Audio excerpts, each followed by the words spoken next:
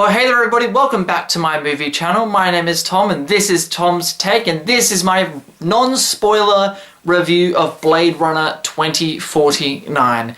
This review is completely safe from all spoilers, as are all my reviews, unless of course otherwise said so either in the title or in the video itself. I'm not even going to give you guys the basic plot of this movie. I can't even summarize it, because giving you the plot or anything more than really what you've seen in the trailers would be considered a spoiler, because this movie is chock full of surprises, twists, turns, all sorts of things. And I'm not a big fan of the first Blade Runner. I've come to appreciate it more and more as I get older, but I'm not a big fan of it. But I loved 2049.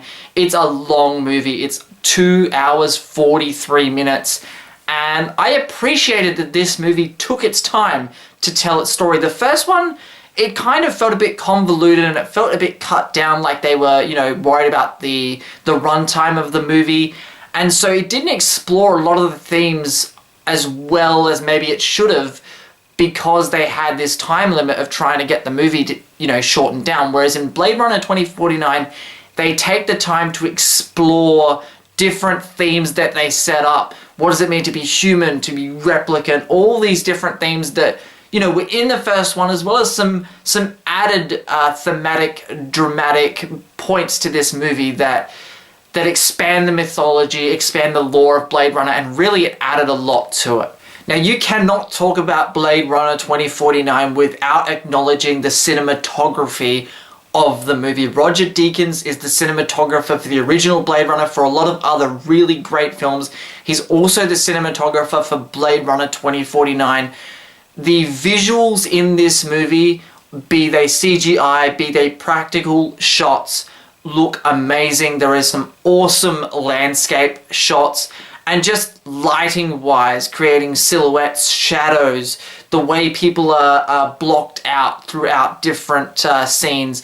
It all looks fantastic. And of course, Denis Villeneuve directed this movie, director of Arrival, and I surprisingly liked Arrival, director of Sicario.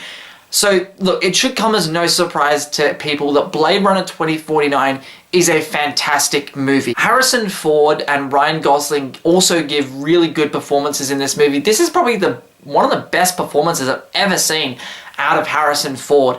Similar to how when he came back as Han Solo for Star Wars The Force Awakens, watching him on screen in The Force Awakens, it was like, I'm not just watching Harrison Ford do Harrison Ford stuff, even though that's fun to see.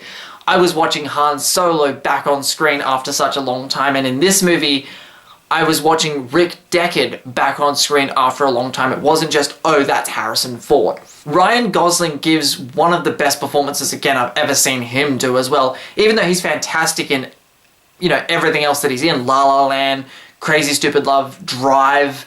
He's fantastic in this. His performance is layered, it's got depth, it's emotional, and it all has to do with his character. Now, whether you've seen the first Blade Runner or not, I do think seeing the first one before seeing Blade Runner 2049 will help your understanding of this movie and just of the Blade Runner world in general.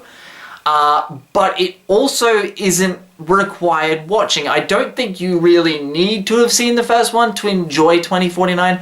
You can enjoy 2049 and follow it fine enough, but you'll be able to follow it a lot better and understand a lot of the Easter eggs and a lot of references to the first one, having seen the first one.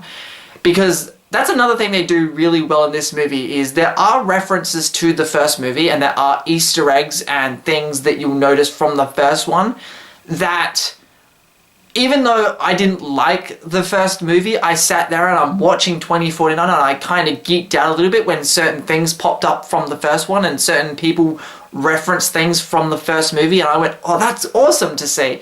So that's my very quick non-spoiler as I can be about Blade Runner 2049. I think the performances were great, from Ryan Gosling to Harrison Ford to Jared Leto's character, to the story, to the mythology, to the questions that it asks you, to the twists, the turns, the surprises, everything about Blade Runner 2049.